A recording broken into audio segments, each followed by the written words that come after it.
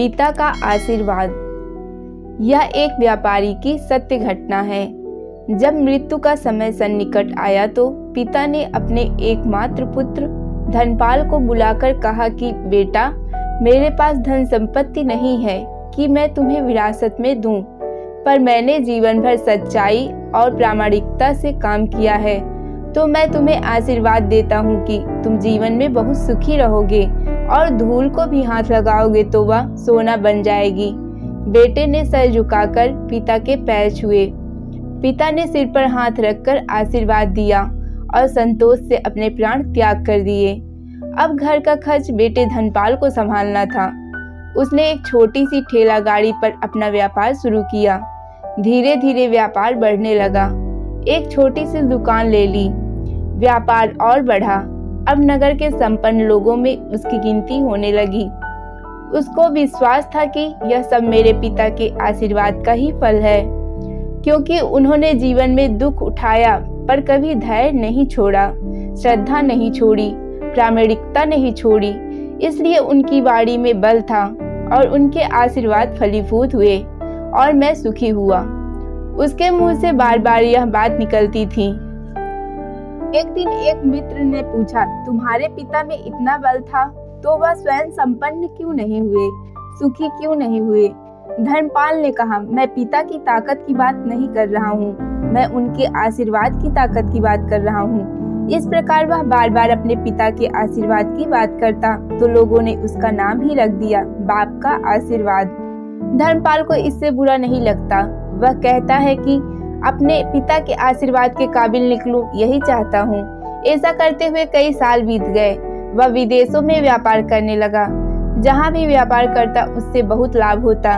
एक बार उसके मन में आया कि मुझे लाभ ही लाभ होता है तो मैं एक बार नुकसान का अनुभव करूं। तो उसने अपने एक मित्र से पूछा कि ऐसा व्यापार बताओ कि जिसमें मुझे नुकसान हो। मित्र को लगा कि इसको अपनी सफलता का और पैसों का घमंड आ गया है। इसका घमंड दूर करने के लिए इसको ऐसा धंधा बताऊं कि इसको नुकसान ही नुकसान हो। तो उसने उसको बताया कि तुम भारत में लौंग खरीदो और जहाज में भरकर अफ्रीका के जंजीबार में जाकर बेचो। धनपाल को यह बात ठीक लगी। जंजीबार तो लौंग का देश है, वहाँ से लौंग भारत में लाते हैं और यहाँ 10-12 गुना भाव पर बेचते हैं। भारत में खरीद करके जंजीबार में बेचे तो साफ नुकसान सामने दिख रहा है। परंतु धनपाल ने तय किया कि मैं भारत में लौंग खरीद कर जंजीबार खुद लेकर जाऊंगा, देखूं कि पिता के आशीर्वाद का कितना साथ देते हैं। नुकसान का अनुभव लेने के लिए उसने भारत में लौंग खरीदे और जहाज में भरकर खुद उनके साथ जंजीबार द्वीप पहुंचा। जंजीबार में सुल्तान का राज्य था। धनपाल जहाज से उतर करके और लंबे रेतीले रास्ते पर जा रहा था वहां के व्यापारियों से मिलने को। उसे सामने से सुल्तान जैसा व्यक्ति पैदल सिपाहियों के साथ आता हुआ दिखाई दिया। उसने किसी से पूछा कि यह कौन है। उन्होंने कहा, यह सुल्तान है। सुल्तान ने उसको सामने देखकर उसका परिचय पूछा। उसने कहा, मैं भारत के गुजरात के खंभात का व्यापारी हूँ और यहाँ पर व्यापार करने आया हूँ। सुल्तान ने उसको व्यापारी समझकर उसका आदर किया और उससे बात करने लगा। धनपाल ने देखा कि सुल्तान के साथ सैकड़ों सिपाही हैं, परंतु उनके हाथ में तलवार बंदूक आदि कुछ भी न होकर बड़ी बड़ी छलनियां हैं। उसको आश्चर्य हुआ। उसने विनम्रता पूर्वक सुल्तान से पूछा, आपके सैनिक इतनी छलनी लेकर क्यों जा रहे हैं? सुल्तान ने हंसकर कहा, बात यह है कि आज सवेरे मैं समुद्र तट पर घूमने आया था, तब मेरी उंगली में से एक अंगूठी यहाँ कहीं निकलकर गिर गई। अब रेत में अंगूठी कहाँ गिरी पता नहीं, तो इसलिए मैं इन सैनिकों को साथ लेकर आया हूँ। यह रेत छानकर मेरी अंगूठी उसमें से तलाश करेंगे। धनपाल ने कहा, अंगूठी बहुत महंगी होगी। सुल्तान ने कहा, नहीं, उससे बहुत अधिक कीमत वाली अनगिनत अंगूठी मेरे पास है, पर वह अंगूठी एक फकीर का आशीर्वाद है। मैं मानता हूँ कि मेरी सल्तनत इतनी मजबूत और सुखी उस फकीर के आशीर्वाद से है, इसलिए मेरे मन में उस अंगूठी का मूल्य सल्तनत से भी ज्यादा है। इतना कह करके सुल्तान ने फिर पूछा, बोलो सेठ, इस बार आप क्या माल लेकर आए हो?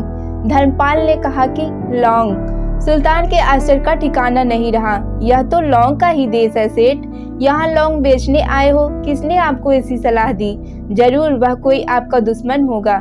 यहाँ तो एक पैसे में मुट्ठी भर लौंग मिलते हैं। यहाँ लौंग को कौन खरीदेगा और तुम क्या कमाओगे? धर्मपाल ने कहा, मुझे यही देखना है कि यहाँ भी मुनाफा होता है या नहीं। मेरे पिता के आशीर्वाद से आज तक मैंने जो धंधा किया उसमें मुनाफा ही मुनाफा हुआ, तो अब मैं देखना चाहता हूँ कि उनके आशीर्वाद यहाँ भी फलते हैं या नहीं। सुल्तान ने पूछा, पिता का आशीर्वाद, इसका क्या मतलब? धर्मपाल ने कहा, मेरे पिता सारे जीवन ईमानदारी और प्रामाणिकता से काम करते रहे, परंतु धन नहीं कमा सके। उन्होंने मरते समय भगवान का नाम लेकर मेरे सिर पर हाथ रखकर आशीर्वाद दिए थे कि तेरे हाथ में धूल भी सोना बन जाएगी। ऐसा बोलते बोलते धर्मपाल नीचे झुका और जमीन की रेत से एक मुट्ठी भरी और सम्राट सुल्तान के सामने मुट्ठी खोलकर उंगलियों के बीच में से रेत नीचे गिराई तो धर्मपाल और सुल्तान दोनों का आश्चर्य का पार नहीं रहा। उसके हाथ में एक हीरे जड़ित अंगूठी थी।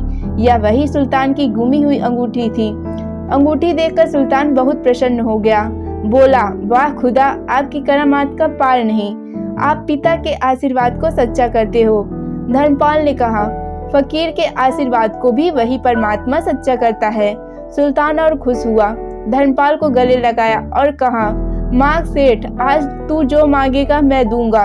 धर्मपाल ने कहा, आप 100 वर्ष तक जीवित रहो और प्रजा की अच्छी तरह से पालन करो, प्रजा सुखी रहे, इसके अलावा मुझे कुछ नहीं चाहिए।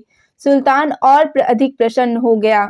उसने कहा, सेठ, तुम्हारा सारा माल मैं आज खरीदता हूँ और तुम्हारी मुंह मांगी कीमत दूंगा। इस कहानी से शिक्षा मिलती है कि पिता के आशीर्वाद हो तो दुनिया की कोई भी ताकत कहीं भी कभी भी तुम्हें पराजित नहीं होने देगी। पिता और माता की सेवा का फल निश्चित रूप से मिलता है। आशीर्वाद जैसी कोई और संपत्ति नहीं। बालक के मन को जानने वाली माँ और भविष्य को संवारने वाला पिता यह दुनिया के 2 महान ज्योतिषी हैं। अपने बुजुर्गों का सम्मान करें, यही भगवान की सबसे बड़ी सेवा है। राधे राधे।